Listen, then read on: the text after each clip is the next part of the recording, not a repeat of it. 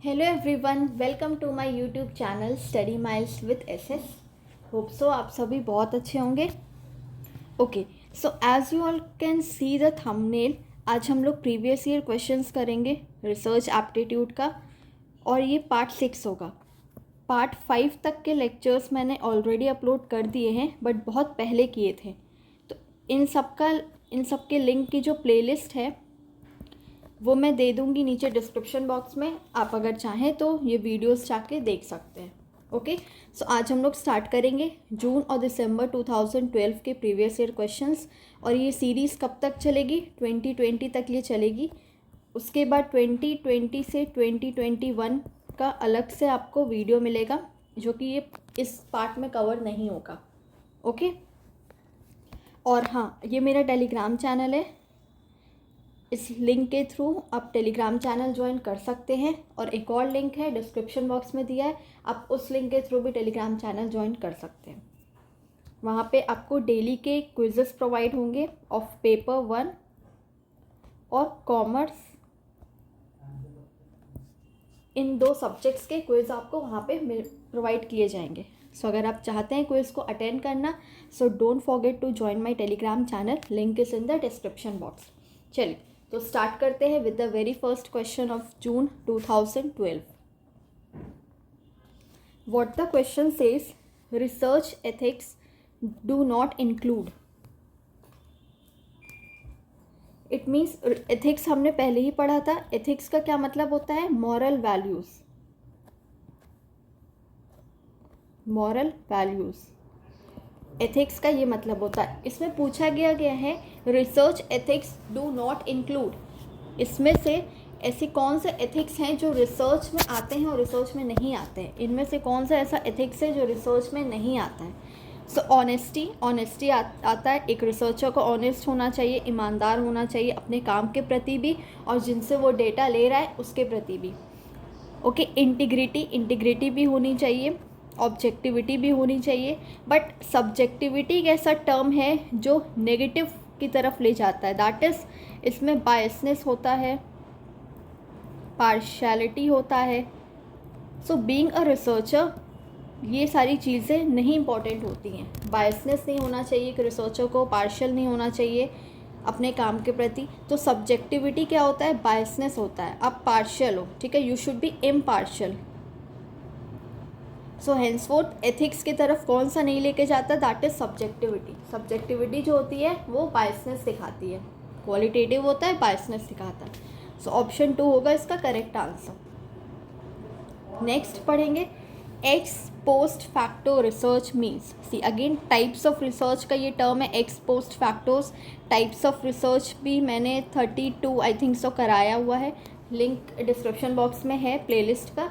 अगर आप वो वीडियोस भी देखना चाहते हैं तो जाके देख सकते हैं, ठीक है। Now let's understand what is x post facto. X post facto research क्या होता है? वैसा रिसर्च होता है जो ऑलरेडी अगर हो चुका है उसके बाद की हम स्टडी करते हैं। मीन्स अगर सिंपल टर्म्स में अगर हम बोले तो आफ्टर द फैक्ट, मीन्स जो ऑलरेडी जो फैक्ट हो चुका है उसके बाद की स्टडी करते हैं, उसको कहते हैं एक्स पोस्ट फैक्टो, ठीक है। Study after occurrence, study after occurrence, कोई चीज़ हो चुकी है उसके बाद की स्टडी करते हैं। जैसे फॉर एग्ज़ाम्पल, अगर हमको रिसर्च करना है कि इस कंट्री में कितने ब्लाइंड पीपल हैं, ठीक है। Suppose I want to research on the blind people पे मेरे को रिसर्च करना है। तो ऐसा नहीं है कि जो इंसान, जो लोग जो मौजूद हैं उनको हम पहले ब्लाइंड करेंगे, उसके बाद उसके ऊपर रिसर्च करेंगे। ऐसा कर सकते हैं? Can we do all these things? नहीं कर सकते। सो ऑलरेडी जो हमारे पास जो अवेलेबल जो पीपल है, जो ब्लाइंड पीपल अवेलेबल है, हम उन पे रिसर्च करेंगे। मीन्स ब्लाइंड पीपल ऑलरेडी ये फैक्ट हो चुका है, इसके बाद की हम स्टडी कर रहे हैं, इसके बाद हम कोई रिसर्च कर रहे हैं, वही होता है मेरा एक्स पोस्ट फैक्टो रिसर्च, ठीक है। Clear? And one more thing, x post facto को हम एक और नाम से जानते हैं जिसको कहते हैं कंपैरेटिव कॉजल। ये इसका एक और अदर नेम है, एक्स पोस्ट फैक्टो का। चलो अब पूछे ex post facto research means, इसका मीनिंग क्या है?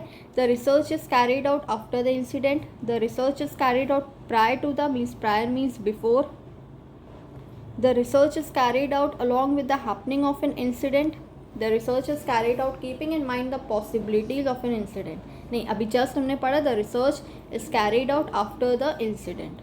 ऑप्शन 1 क्या होगा इसका करेक्ट आंसर होगा। Clear? Next, conferences are meant for multiple target groups. Yes, group discussion GD होता है। शोकेसिंग न्यू रिसर्च, नई नई रिसर्च को शोकेस किया जाता है। ऑल ऑफ द अबव, तो ये सारी चीज़ें इंक्लूड होती हैं कॉन्फ्रेंस में। Next, 9 years old are taller than 7 year olds. This is an example of a reference drawn from। 9 साल का जो बच्चा है वो लंबा है किससे? 7 साल के बच्चे से, मतलब जो 7 साल का है उससे लंबा है कौन? 9 साल का। तो यहाँ पे हम 2 वेरिएबल्स की स्टडी कर रहे हैं। एक तो वेरिएबल मेरा 9 years हो गया और एक वेरिएबल मेरा 7 years हो गया।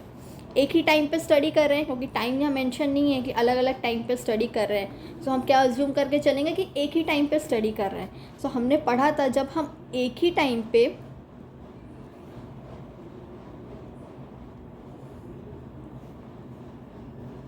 एट वन टाइम, एक ही टाइम पे मल्टीपल वेरिएबल्स की स्टडी करते हैं तो उसको हम क्या बोलते हैं? उसको हम क्रॉस सेक्शनल बोलते हैं। Studying different types of variable at a single time is called cross sectional. So different types of variable क्या है? मेरा 9 years हो गया, 7 years हो गया, एक ही टाइम पे स्टडी करें तो क्रॉस सेक्शनल। अगर मेरे को एक ही वेरिएबल की स्टडी, ठीक है, सिंगल वेरिएबल की स्टडी मेरे को मल्टीपल टाइम्स में करनी पड़ती तो उसको हम क्या कहते हैं? उसको हम कहते हैं लॉन्गिट्यूडनल स्टडी। लॉन्गिट्यूडनल स्टडी, ठीक है। रिवर्स है, अगर मल्टीपल वेरिएबल्स की स्टडी एक टाइम पे कर रहे हैं तो क्रॉस सेक्शनल, और सिंगल वेरिएबल की स्टडी अगर हम मल्टीपल टाइम्स में कर रहे हैं, मींस 10 साल में, 5 साल में, अलग अलग टाइम पीरियड में कर रहे हैं तो उसको हम लॉन्गिट्यूडनल स्टडी कर रहे हैं, मींस लंबे समय तक उसकी स्टडी कर रहे हैं तो वो लॉन्गिट्यूडनल होगा। क्लियर ये क्वेश्चन? इसका आंसर होगा option 2। The research that aims at immediate application is action, empirical, conceptual research. Immediate application research कौन सा होता है? मेरा एक्शन रिसर्च, जिसमें इमीडिएट एप्लीकेशन लेते हैं। Okay, action research. Empirical research क्या है? एम्पेरिकल रिसर्च होता है जो हम एक्सपीरियंस से जो हम गेन करके जो हम रिसर्च करते हैं। तो इसका आंसर क्या होगा मेरा? Action research. ये भी एक तरह का क्या है? ये भी एक तरह का अप्लाइड रिसर्च है, और इसको किसने दिया था? कर्ट लोइन ने दिया था। ठीक है, ये इमीडिएट प्रॉब्लम सॉल्यूशन के लिए ये रिसर्च को यूज़ किया जाता है, एक्शन रिसर्च। कंसेप्चुअल रिसर्च क्या हो जाता है? ये कॉन्सेप्ट पे बेस्ड होता है, कॉन्सेप्चुअल रिसर्च। फंडामेंटल रिसर्च क्या होता है? इसको हम प्योर रिसर्च भी कहते हैं, as well as basic research भी कहते हैं। देन आप इसको थ्योरेटिकल रिसर्च भी कह सकते हो। ठीक है, and what is the main fund of this research is that it is for to gain new knowledge. It is for gaining new knowledge. नई नॉलेज को गेन करने के लिए हम ये रिसर्च कंडक्ट करते हैं, नई नॉलेज को एक्वायर करने के लिए। ठीक है, एडवांसमेंट ऑफ थ्योरी आप कह सकते हो। बट याद रखना, फंडामेंटल रिसर्च में हम सिर्फ नई नॉलेज को गेन करते हैं for the sake of new knowledge, but इसमें प्रैक्टिकल एप्लीकेशन नहीं होता है।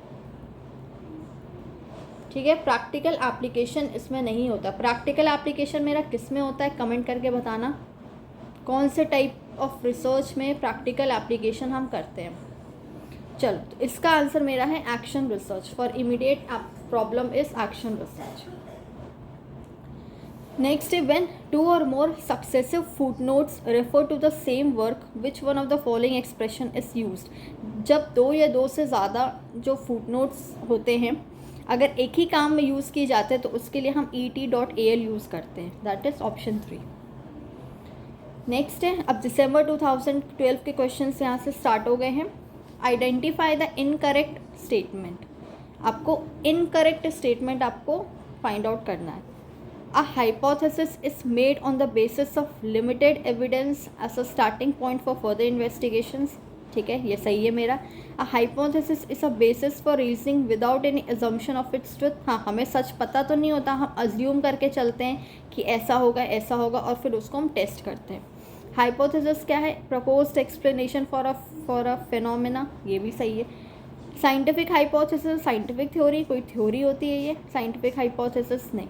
तो मेरा इनकरेक्ट स्टेटमेंट क्या है मेरा? That is option number 4. Clear this question. Now let's move to the next question. Arrange the following steps of research in the correct sequence. आपको एक करेक्ट सीक्वेंस में आपको रिसर्च के स्टेप्स को अरेंज करना. करेक्ट सीक्वेंस मीन्स जो सबसे पहले आएगा उसको स्टार्टिंग में लिखेंगे और फिर एंड जाते जाते जो मेरा लास्ट है, जो process type of process research का जो लास्ट स्टेप है उसको लास्ट में लिखेंगे. सो पहले क्या आएगा? आइडेंटिफिकेशन ऑफ रिसर्च प्रॉब्लम है, लिस्टिंग ऑफ रिसर्च ऑब्जेक्टिव्स है, कलेक्शन ऑफ डेटा है, methodology, data analysis, results and discussion. So correct sequence क्या होगा? पहले तो हम आइडेंटिफाई करेंगे रिसर्च के प्रॉब्लम को. ठीक है, ये मेरा 1 हो गया. ओके, उसके बाद हम क्या करेंगे? हम ऑब्जेक्टिव्स बनाएंगे. ऑब्जेक्टिव्स मेरा कहाँ है? यहाँ सेकेंड में है. ओके, उसके बाद हम क्या करेंगे? उसके बाद हम मेथोडोलॉजी बनाएंगे. किस मेथड के थ्रू मेरे को कौन सा रिसर्च कंडक्ट करना है. चलो, मेथोडोलॉजी हो गया. उसके बाद हम डेटा को कलेक्ट करेंगे. Collection of data 4th step हो गया. उसके बाद हम डेटा को एनालिसिस करेंगे कि हम जो बनाए हैं, जो भी मैंने डेटा कलेक्ट किया है वो सही है कि नहीं, मेरे रिसर्च में काम आ रहा है कि नहीं आ रहा है, वो करेंगे. और फाइनली हम क्या उसका रिजल्ट निकालेंगे, डिस्कशन करेंगे. So identification of research problem first, listing of research objectives, methodology, collection of data, data analysis, and 6th one is results and discussions. तो 1 2 4 3 5 6 1 2 4 3 5 6 ऑप्शन बी आपका होगा करेक्ट आंसर. ठीक है, चलो नेक्स्ट है which of the following sampling methods is based on probability. Again 2 types of methods है. एक होता है प्रोबेबिलिटी मेथड, एक होता है non probability method. Probability method क्या होता है? जिसमें इक्वल चांसेस होता है. ठीक है, जिसमें सैम्पल करने के चांसेस सैम्पलिंग के इक्वल होते हैं, और इसमें होता है unequal, means not equal. So probability पूछा गया कि इनमें से कौन सा प्रोबेबिलिटी. कन्वीनियंस क्या हो गया? Non probability. अपने कन्वीनियंट के अकॉर्डिंग हम सैम्पल को चूज़ करते हैं. कोटा में भी कोटा में फिक्स कर देते हैं किसको कितना मिलना चाहिए. जैसे मेन को है तो 40%, वेमेन को है 30%, रेस्ट चिल्ड्रेन को है 30%. ओके, तो ऐसे हम क्या कर देते हैं? कोटा फिक्स कर देते हैं. जजमेंट अपने जजमेंट के अकॉर्डिंग पे कि हमको कैसे लेना है सैम्पलिंग. स्ट्रैटिफाइड क्या होता है मेरा? ये होता है मेरा प्रोबेबिलिटी सैम्पलिंग मेथड. बाकी तीनों के तीनों मेरे क्या हो गए? Non probability. बट ऑप्शन 4 जो है स्ट्रैटिफाइड सैम्पलिंग, ये क्या हो गया? इसमें हम स्ट्राटर्स बनाते हैं अलग अलग. ये हो जाता है मेरा probability sampling method. Option 4. Question पूछा था कि कौन सा बेस्ड है प्रोबेबिलिटी पे. चलो नेक्स्ट है good research ethics means. Again research ethics का क्वेश्चन है. इट मीन्स कि ये जो टॉपिक है आपको 2 से 3 बार हर सेमेस्टर जो एग्ज़ाम्स आपके होते हैं, ठीक है, हर सेशन में, जैसे जुलाई का जो सेशन है, दिसंबर का जो सेशन है, हर सेशन में आपको ये रिसर्च एथिक्स के क्वेश्चंस बहुत रिपीट होते हैं. तो मेक श्योर आप ये टॉपिक को बहुत अच्छे से कवर करिएगा. Good research ethics. Good research ethics क्या होता है? Not disclosing the holdings of share stocks in a company that sponsors your research. नहीं, ये गुड तो बिल्कुल भी नहीं है, क्योंकि हम इसमें नॉट डिस्क्लोजिंग लिखा है. ऐसा नहीं है ना, हम डिस्क्लोज करते हैं. Assigning a particular research problem to 1 PhD research student only. Okay, discussing with your colleagues confidential data from a research paper. Confidential data आपके अपने कलीग से डिस्कस करते हो, ये एथिक्स का पार्ट है? नहीं है बिल्कुल. Submitting the same research manuscript for publishing in more than 1 journal. एक से ज़्यादा जर्नल में आप पब्लिश करते हो, ये भी एथिक्स का पार्ट नहीं है. क्या एथिक्स का पार्ट है? Assigning a particular research problem to 1 PhD research student only. एक पर्टिकुलर रिसर्च प्रॉब्लम आप एक ही PhD स्टूडेंट को असाइन करोगे. ये क्या है? ये गुड रिसर्च एथिक्स का आपका ये आंसर आएगा. ओके, चलो नेक्स्ट है विच one of the following is an indication of the quality of a research journal. Quality पूछा गया, क्वालिटी किस में हम देखते हैं, इम्पैक्ट फैक्टर में, हाईएस्ट है कि लोएस्ट है। जितना ज़्यादा हाईएस्ट होगा उतना अच्छा मेरा इम्पैक्ट फैक्टर में जाएगा, उतना अच्छा मेरा पब्लिश होके निकलेगा रिसर्च पेपर। जितना लोएस्ट होगा इम्पैक्ट फैक्टर, उतना मेरा रिसर्च का जो ऑथेंटिसिटी है वो लो होगा। रिसर्च की ऑथेंटिसिटी कैसे आप डिटरमाइन करोगे, विद इट्स इम्पैक्ट फैक्टर। आप कहाँ पे पेपर भेज रहे हो, उसका कितना इम्पैक्ट फैक्टर है, वो आपको डिटरमाइन करेगा कि आपका रिसर्च कितना ऑथेंटिक है। ठीक है, चलो impact factor. Next, which one of the following references is written according to the American Psychological Association APA format. अलग अलग फॉर्मेट्स होते हैं, APA होता है, शिकागो होता है। So you have to find कि इनमें से APA फॉर्मेट कौन सा है। ठीक है, तो APA फॉर्मेट में पहले होता क्या है, पहले तो आप इसमें ऑथर्स का जो होता है वो लास्ट नेम लिखाता है। ओके, लास्ट नेम के बाद फिर फर्स्ट नेम लिखाता है, फिर डॉट, फिर ईयर ऑफ पब्लिकेशन, फिर डॉट, फिर जो आपका जो टाइटल होता है वो लिखाता है, जो भी बुक का टाइटल होता है वो लिखाता है। फिर कहाँ पे आप पब्लिश करवा रहे हो, पब्लिकेशन, उस जगह का पब्लिकेशन प्लेस, और फिर जो पब्लिश करता है पब्लिशर का नाम। ये होता है APA का फॉर्मेट। अब इस फॉर्मेट में आपको सर्च करना है कहाँ है, ऑथर्स का लास्ट नेम कहाँ है, शर्मा शर्मा शर्मा शर्मा, चलो चारों में। फिर फर्स्ट नेम वी, ये भी है। ईयर ऑफ पब्लिकेशन भी है, चलो 10। Title fundamentals of computer science, okay, यहाँ भी है fundamentals of computer science, New Delhi. I guess मैंने सब में एक ही ऑप्शन दे दिया है ना,